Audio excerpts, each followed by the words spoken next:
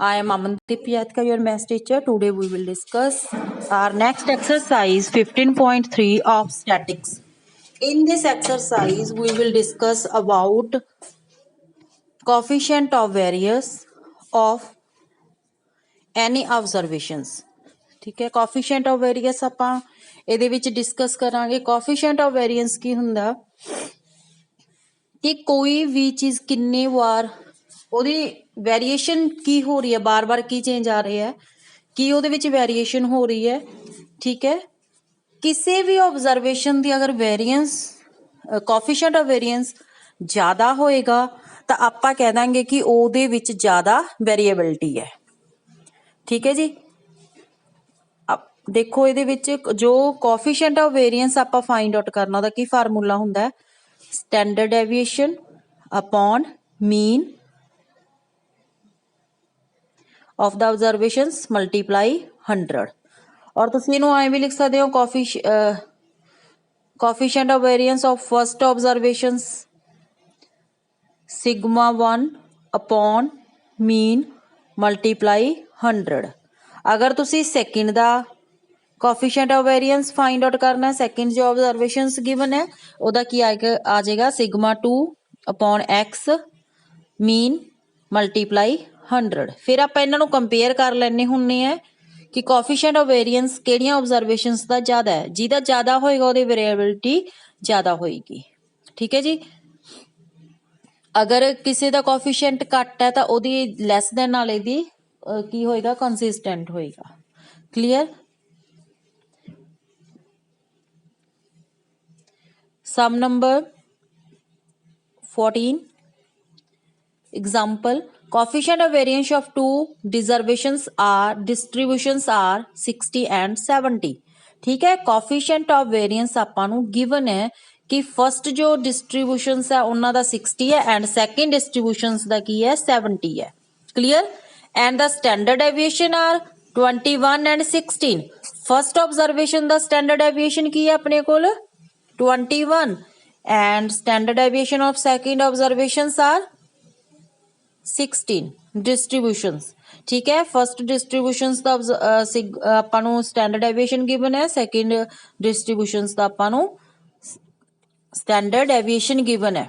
What are the arithmetic mean, mean find out करने हैं। ठीक है, देखो C B of first distributions is equal to sigma 1 upon mean, first mean जो first distributions है उन्होंने मीन। हुण देखो अपन ਨੂੰ सी बी भी गिवन है, फर्स्ट दा 60 और स्टैंडर्ड डेविएशन 21 ना, मीन आपां फाइंड आउट करना है 100। इनू सॉल्व करके अपने कोल मीन आ जाएगा फर्स्ट डिस्ट्रीब्यूशंस दा। Similarly we will find the distributions mean of second distributions. ठीक है, इहदे विच तां जिवें क्वेश्चन दी रिक्वायरमेंट होएगी उवें उवें आपां इन्हां दे आंसर देवांगे। ठीक है, in the 15 example the following values are calculated in respect of height and weight of the students of the section. Height जो हाइट है ਉਹਦਾ मीन दे रखी है, ਉਹਦਾ वेरिएंस गिवन है ਆਪਾਂ ਨੂੰ, जो वेट है ਉਹਦਾ मीन गिवन है और ਉਹਦਾ वेरिएंस गिवन है। ਹੁਣ ਆਪਾਂ फाइंड आउट की करना है, can we say that the weight show greater variation than the heights, कि वेट ਦਾ वेरिएशन ग्रेटर है हाइट तो। मीनस कि ਆਪਾਂ प्रूव करांगे coefficient variance coefficient of variance of weight is greater than the coefficient variance of heights। ठीक है, variance of the height is given, standard deviation of the height। ठीक है, जो वेरिएंस ਹੁੰਦਾ ਹੈ अगर ਉਹਨੂੰ ਆਪਾਂ ਉਹਦਾ ਸਕੁਅਰ ਰੂਟ फाइंड आउट करने ਆ ਤਾਂ ਆਪਣੇ ਕੋਲ ਕੀ ਆ ਜਾਂਦਾ ਹੈ, स्टैंडर्ड डेविएशन आ ਜਾਂਦਾ है। ठीक है, पहला स्टैंडर्ड डेविएशन फाइंड आउट कर लिया, फिर वेरिएंस ऑफ वेट लिख लिया ਆਪਾਂ। ठीक है जी, और फिर standard deviation of the weight. ठीक है, फिर कोएफिशिएंट ऑफ वेरिएंस हाइट का फाइंड आउट कर लिया, standard deviation upon mean multiply 100। ठीक है, स्टैंडर्ड डेविएशन आप ऊपर फाइंड आउट किया। ठीक है, मीन गिवन है मल्टीप्लाई 100।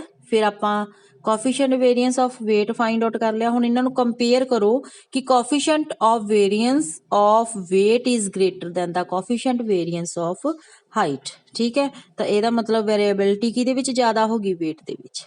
ठीक है जी, now we will discuss sum number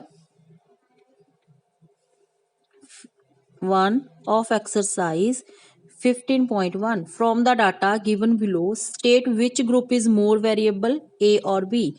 ਆਪਾਂ ਨੂੰ ਮਾਰਕਸ ਕਲਾਸ ਇੰਟਰਵਲ ਗਿਵਨ ਹੈ, ਮਾਰਕਸ ਦੇ ਗਰੁੱਪ A ਦੇ ਮਾਰਕਸ ਗਿਵਨ ਹੈ, ਗਰੁੱਪ B ਦੇ ਜੋ ਵੀ ਆਪਾਂ ਨੂੰ ਨੰਬਰ ਆਫ ਸਟੂਡੈਂਟਸ ਆ ਉਹ ਗਿਵਨ ਹੈ। ਠੀਕ ਹੈ, ਤਾਂ ਆਪਾਂ ਵੇਰੀਏਬਲ ਫਾਈਂਡ ਆਊਟ ਕਰਨਾ ਕਿ ਕਿਹੜਾ ਜ਼ਿਆਦਾ ਵੇਰੀਏਬਲ ਹੋਏਗਾ। It means firstly we will find the coefficient of variance of group A and then we will find the coefficient of variance of group B, then we will compare it and we get our answer। First we prepare a table of group A, marks are given, class interval 10 to 20, 20 to 30, 30 to 40, up to 70 to 80, and group A frequency is given 19, 17, 32, 33, 40, 10 and 9। ठीक है जी, ਹੁਣ ਤੁਸੀਂ ਇਹਦਾ ਮੀਨ find out ਕਰਨਾ ਹੈ। ਮੀਨ ਚਾਹੇ ਤੁਸੀਂ standard direct ਫਾਰਮੂਲੇ ਨਾਲ ਫਾਈਂਡ ਆਊਟ ਕਰ ਲਓ, ਚਾਹੇ ਤੁਸੀਂ ਅਜ਼ਿਊਮਡ ਮੈਥਡ ਲਗਾ ਲਓ, ਚਾਹੇ ਤੁਸੀਂ ਸਟੈਪ ਡੈਵੀਏਸ਼ਨ ਫਾਈਂਡ ਆਊਟ ਕਰ ਲਓ। ਠੀਕ ਹੈ, ਇਹਦੇ ਵਿੱਚ ਮੈਂ ਅਜ਼ਿਊਮਡ ਮੈਥਡ ਲਗਾਇਆ। ਤਾਂ ਅਜ਼ਿਊਮਡ ਮੈਥਡ ਸਾਰਿਆਂ ਨੂੰ ਪਤਾ ਕਿ ਪਹਿਲਾਂ ਆਪਾਂ ਮਿਡ ਪੁਆਇੰਟਸ ਫਾਈਂਡ ਆਊਟ ਕਰਾਂਗੇ। Lower limit plus upper limit upon 2, 10 plus 20 upon 2 is equal to 15। Similarly 20 plus 30 upon 2 is equal to 25। ਠੀਕ ਹੈ, ਆਪਾਂ ਨੂੰ ਗੈਪ ਪਤਾ ਕਿ 10 10 ਦਾ 10 10 ਆਪਾਂ ਇਨਕਰੀਜ਼ ਕਰੀ ਜਾਵਾਂਗੇ। ਠੀਕ ਹੈ ਜੀ, ਉਸ ਤੋਂ ਬਾਅਦ ਆਪਾਂ yi ਫਾਈਂਡ ਆਊਟ ਕਰਾਂਗੇ, ਤੁਸੀਂ di ਵੀ ਕਹਿ ਸਕਦੇ ਹੋ ਉਹਨੂੰ। xi ਦੇ ਵਿੱਚੋਂ ਆਪਾਂ ਇੱਕ ਸੈਂਟਰ ਦੇ ਵਿੱਚੋਂ ਕੋਈ ਵੀ ਨੰਬਰ ਹੈ ਅਜ਼ਿਊਮ ਕਰ ਲਾਂਗੇ। ਆਪਾਂ 45 ਅਜ਼ਿਊਮ ਕੀਤਾ, 15 ਦੇ ਵਿੱਚੋਂ 45 ਮਾਈਨਸ ਕਰਾਂਗੇ, ਅਪੋਨ 'ਚ ਜੋ ਵੀ ਉਹਨਾਂ ਦੇ ਵਿੱਚ ਡਿਸਟੈਂਸ ਹੈ ਉਹ ਲਗਾਵਾਂਗੇ ਤਾਂ -3 ਆ ਗਿਆ। 45 minus 15 that is 30 -30 upon 10 -3। Similarly 45 25 minus 45 20 20 upon 10 -2 -1 then 0 1 2 3। ਠੀਕ ਹੈ ਜੀ, ਹੁਣ yi ਦੀ ਸਕੇਅਰ ਕਰਾਂਗੇ, ਮੀਨਸ ਕਿ 3 ਦੀ ਸਕੇਅਰ 9, 2 ਦੀ ਸਕੇਅਰ 4। ਠੀਕ ਹੈ, ਤਾਂ ਆਪਣੇ ਕੋਲ 3 ਦੀ ਸਕੇਅਰ 9, 2 ਦੀ ਸਕੇਅਰ 4, 1 ਦੀ ਸਕੇਅਰ 1, 0 ਦੀ ਸਕੇਅਰ 0।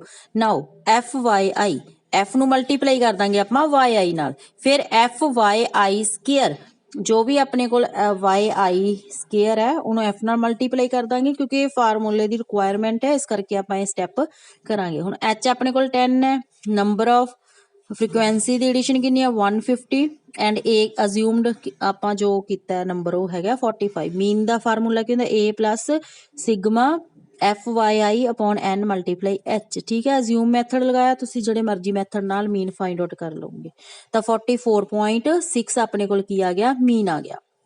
ਠੀਕ ਹੈ ਜੀ, ਹੁਣ ਮੀਨ ਆ ਗਿਆ ਤਾਂ ਸਿਗਮਾ 1 ਸਕੇਅਰ ਮੀਨਸ ਕਿ ਵੈਰੀਐਂਸ ਆਫ ਗਰੁੱਪ A ਕੀ ਆ ਗਿਆ ਆਪਣੇ ਕੋਲ, ਇਹ ਫਾਰਮੂਲਾ ਵੀ ਹੁੰਦਾ ਤਾਂ h square upon n in bracket n summation fi its square minus fi ਦੀ ਸਕੇਅਰ ਆ। ਠੀਕ ਹੈ, minus in bracket sigma fi its whole square then bracket closed. ਠੀਕ ਹੈ, ਆਪਾਂ ਵੈਲਿਊਜ਼ ਇਹਦੇ ਵਿੱਚ ਫਿਲ ਕਰ ਦਾਂਗੇ ਤਾਂ ਆਪਣੇ ਕੋਲ ਸਿਗਮਾ 1 ਆ ਜਾਏਗਾ। ਠੀਕ ਹੈ, वेरिएंस दी अगर आप स्केयर रूट करते हैं तो अपने को की आंदा स्टैंडर्ड डेविएशन आ गया। Similarly we will find the standard deviation of second observations. हुण देखो फस्ट जो ऑब्जरवेशन है उहदा मीन अपने को 44.6 आया है और सैकेंड ऑब्जरवेशनस का भी मीन अपने को की आया 44.6 आया है। इहदा स्टैंडर्ड डेविएशन 15.09 है ग्रुप ए दा और ग्रुप बी दा अपने को स्टैंडर्ड डेविएशन 15.61 है। तो एक मैथड तो यही हुंदा कि तुसी coefficient of variance first group का फाइंड आउट कर लो, sigma 1 upon x mean first का multiply 100, coefficient variance of group B is equal to sigma 2 upon x mean of second distributions multiply 100। तो कंपेयर करोगे जिहदा अपने कोल कोएफिशिएंट ऑफ वेरिएंस ज़्यादा होएगा वो की होगा मोर वेरीएबल होएगा, वेरीएबिलिटी ਉਹਦੇ ਵਿੱਚ ਜ਼ਿਆਦਾ ਹੋਏਗੀ। ਠੀਕ ਹੈ, ਤਾਂ ਗਰੁੱਪ ਵੈਸੇ ਵੀ ਤੁਸੀਂ ਦੇਖੋ ਦੋਨਾਂ ਦਾ ਮੀਨ ਸੇਮ ਆ ਰਿਹਾ, ਜਦੋਂ ਮੀਨ ਸੇਮ ਆ ਰਿਹਾ ਤਾਂ ਆਪਾਂ ਇਸ ਤਰ੍ਹਾਂ ਵੀ ਕੰਪੇਅਰ ਕਰ ਸਕਦੇ ਹਾਂ ਕਿ ਸੈਕਿੰਡ ਗਰੁੱਪ ਦਾ ਜੋ ਆਪਣੇ ਕੋਲ ਸਟੈਂਡਰਡ ਡੈਵੀਏਸ਼ਨ ਹੈ ਉਹ ਮੋਰ ਆ ਰਿਹਾ ਹੈ ਫਸਟ ਗਰੁੱਪ ਤੋਂ, ਇਸ ਕਰਕੇ ਬੀ ਵਾਲਾ ਗਰੁੱਪ ਕੀ ਹੈ ਮੋਰ वेरीएबल। ठीक है, इन्हां दा मीन सेम है, इस करके आपां ये फार्मूला लगाता। अदरवाइज तुसी coefficient of variance find out करके भी इनू सॉल्व कर सकते हो। सिमिलरली इन द सेकंड सम, ठीक है, ये भी मीन फाइंड आउट करोगे, वेरिएंस फाइंड आउट करोगे, जिहदा कोएफिशिएंट ऑफ वेरिएंस ज्यादा होएगा ਉਹਦੀ वेरिएबिलिटी ज्यादा होएगी। ठीक है जी। In the third number of wages, mean of monthly wages, variance of the distributions. ठीक है, आपको गिवन है, आपा की फाइंड आउट करना, विच फर्म ए और B pays larger amount as monthly wages.